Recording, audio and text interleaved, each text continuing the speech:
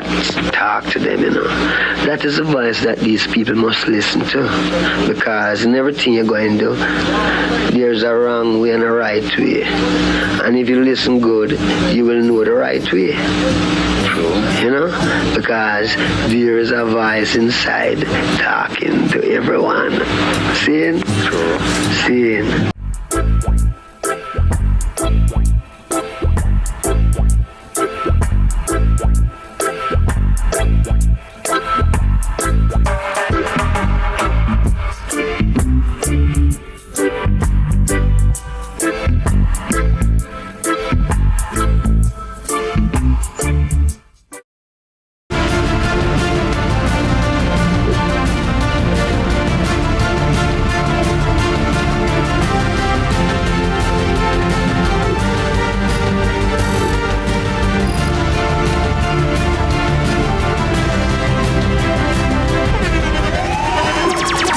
Internationally acclaimed On Stage with Winford Williams. At a new time, Saturdays at 8 p.m. on CVM TV. So much more than entertainment.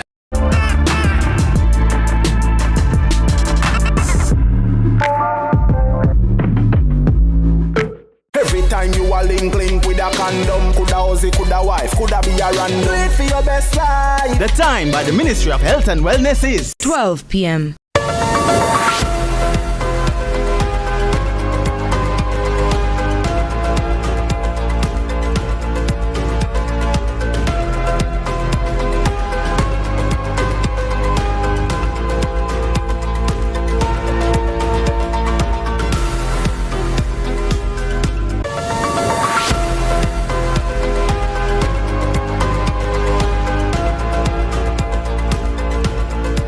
It's Friday, February 21, 2025. This is CVM News at noon, and I'm Ramon Gordon.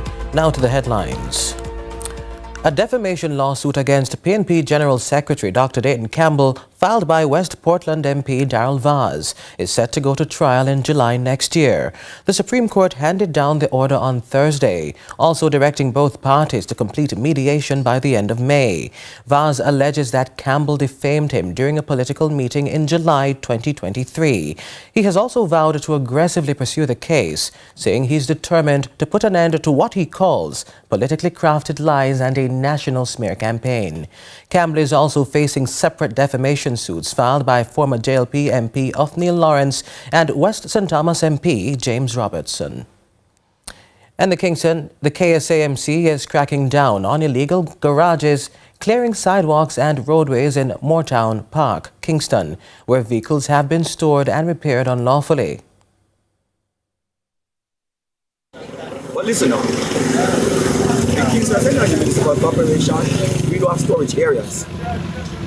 So if operators want to continue to operate on the roadway and sidewalk, note, when we remove the vehicles, we are taking them directly to Riverton City. So do not come to KSAMC and especially going down Spurtree Hill, because you know Spurtree Hill has a tendency to just create some problems at time to time. And the problem with that, it creates backlog. Persons who are coming to work were trapped for hours trying to get into Mandeville. Even my councillors, they were trying to come up to meetings and they were delayed because of the accident. And so we're asking that even the police do periodic spot checks along this roadway to make sure that people are using the roadways carefully. There's a tendency for persons just to overtake or to speed along that piece of roadway there. So I'm appealing, please. This year we want to be free from most motor vehicle accidents in terms of fatality, because one life is too much. The mayor is also making an appeal to the government, urging them to develop the highway to ease heavy traffic along the Spurtree Main Road.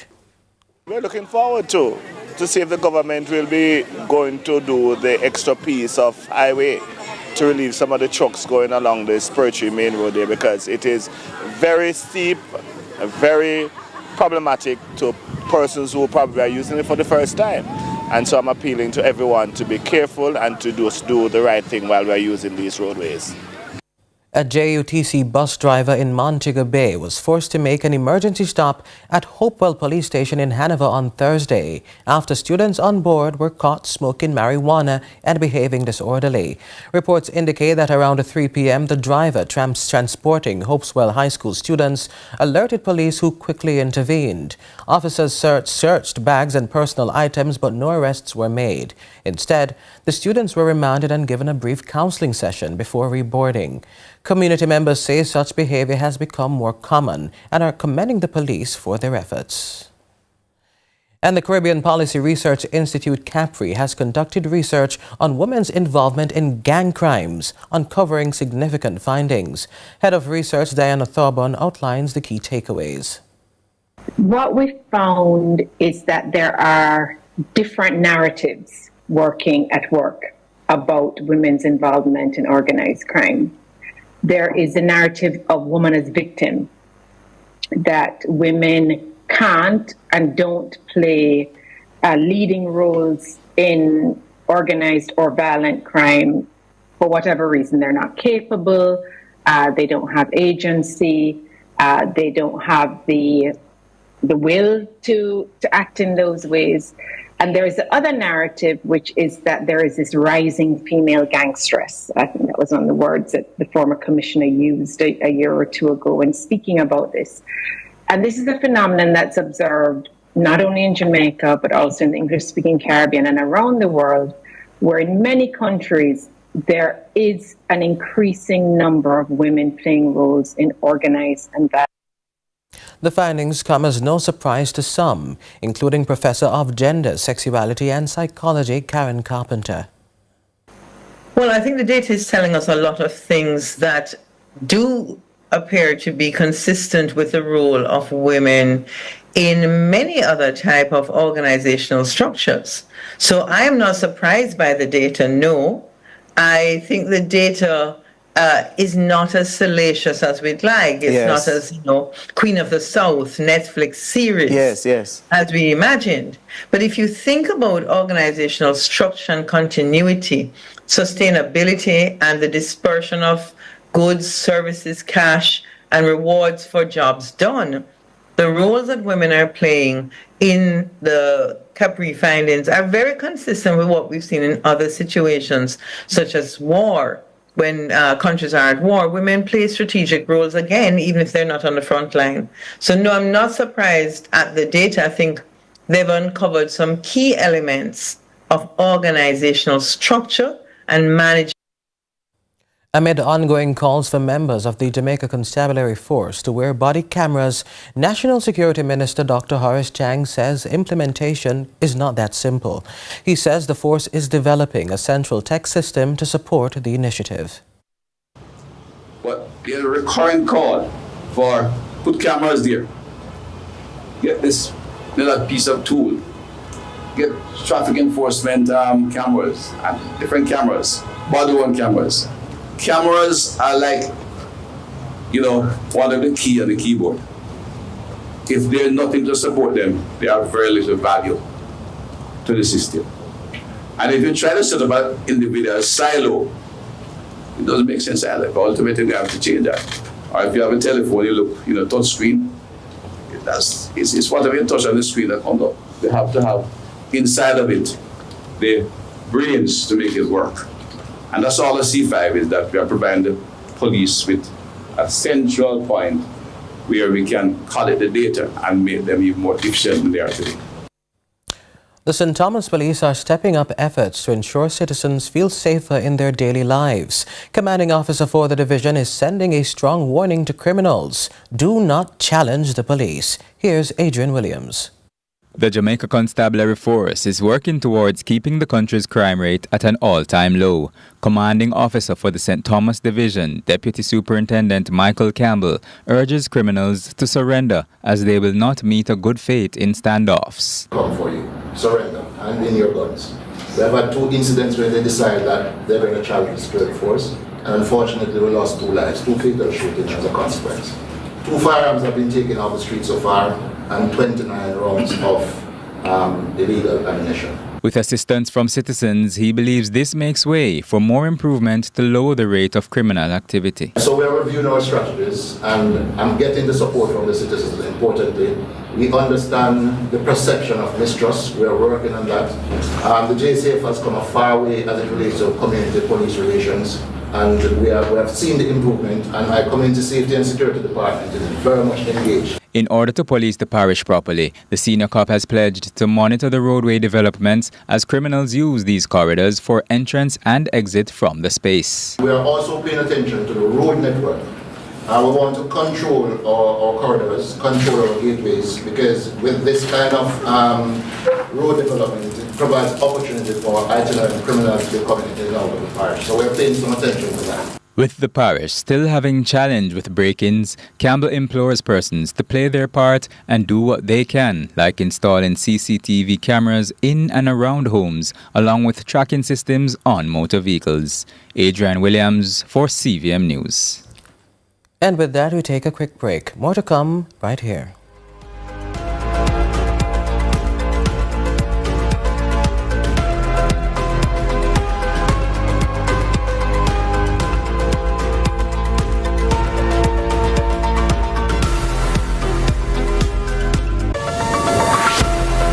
The Carpet Store. We bring comfort to every step with flooring that blends softness and style. From carpets and rugs to durable vinyl flooring and expert installation services, we have everything you need to transform your space.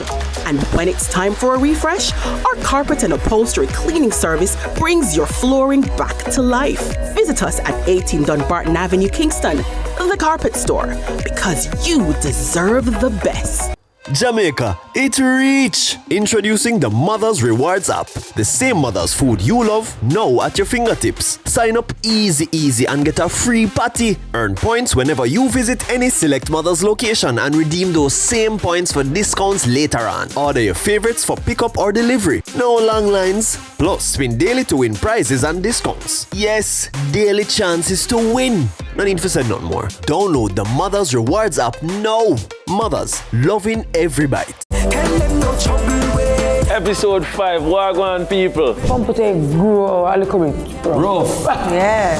Slim get fluffy. That's cool. We're not going at it, you know. Sometimes gotta break your heart to save your soul. Aye. More well, my fear go son and dodge. Click, pow. That must tell you something. You won't get a soft girl. You're gonna get the girl who's gonna rough up the devil and beat him like a drum. What a energy. Listen. Celine, make we do it now.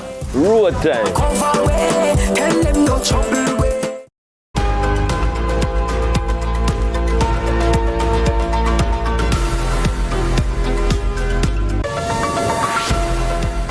Welcome back. It's time for our discussion segment. Now, since the start of the year, Jamaica has recorded 50 fatal police shootings, a staggering 163% increase compared to the same period last year.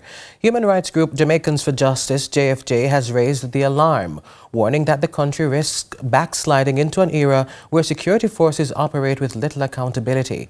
At the same time, the government insists the police are targeting known criminals, not engaging in extrajudicial killings. To explore these concerns, we're joined by Mikel Jackson, Executive Director of JFJ, and Hugh Faulkner, Commissioner of the Independent Commission of Investigations, INDICOM. Again, to you both, welcome. Good afternoon. Thank you very much. Mikel, let's start with you. Your organization, it describes the surge in fatal police shootings as a troubling trend that threatens democratic principles, yes?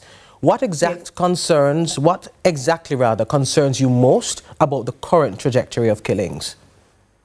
You know, INDICOM was established in 2010, and I'm happy Mr. Faulkner is here because he, more than I, could perhaps describe how Jamaica was a decade or so ago. So, for example, in 2010, you're talking about over 300 civilians being killed routinely.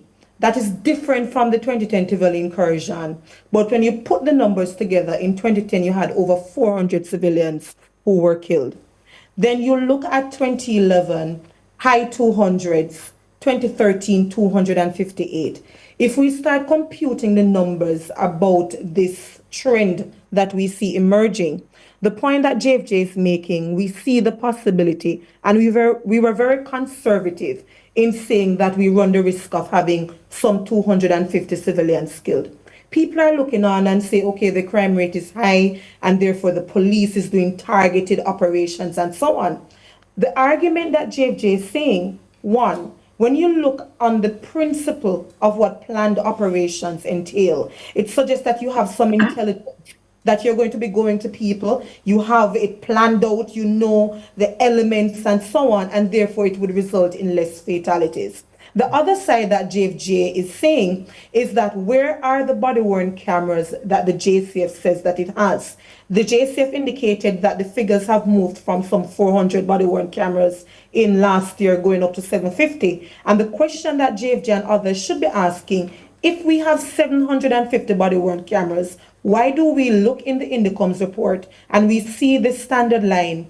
During these incidents, no body-worn cameras were reported to be worn or issued. That is the problem that we're having, the lack of accountability that we see happening right now. Well, Sir Faulkner, Indicom has flagged the rising number in police-involved killings, yes? From your investigations, is there any evidence to suggest a pattern of excessive force? Is that a concern? Right. Ramon, let me first indicate that we find the numbers troubling and undesirable. There has been a 163% increase over the corresponding period, January 1 to February 2025, compared to 2024. In 2024, 19 persons were killed, January 1 to February 20. In 2025, we have a total of 50 persons shot and killed so far. So that explains the 163% increase. But with regard to your question, Ramon, let me just indicate for the benefit of the public. Indicom is the oversight body. We are a commission of parliament empowered to investigate the conduct of the security forces. And I would say, if I may say so myself, that we are media accessible and we provide consistently data with regard to the statistics that we are working with. But I just have to indicate that with what we say, we have to be measured, given that we are mandated in law to investigate each matter of fatal shooting. So our posture, even though we indicate to you that we find it troubling and undesirable, we cannot comment on each matter so that we can maintain our independence, our objectivity and our impartiality, so that what we put out is not challenged by either of the law enforcement bodies. They can accept what we indicate. For example, last year, we received rulings for charge in 24 cases. So for last year, 2024, 28 officers were charged, 24 from the JCF, 3 from the DCS, and from the JDF 1. In 8 of the 24 rulings, those matters involve fatal shootings. Right. So be careful what we say, so that what we say do not hurt our findings. Very well, and we wouldn't have it any other way. Ms. Jackson, the government, like you had mentioned earlier, it argues that the police are operating more strategically and targeting known criminals. What is your direct response to that assertion? Again, it goes back to the point that we're making. If you're doing planned operations, it's the premise of understanding that that in and of itself would result in less fatalities. And by the way, when JFJ were making these statements, we are guided as well based on law enforcement specialists. So these are not just human rights people going by the books and just talking theories. We're guided by experts when we speak. Important point to make, yes. Yeah, very, very important.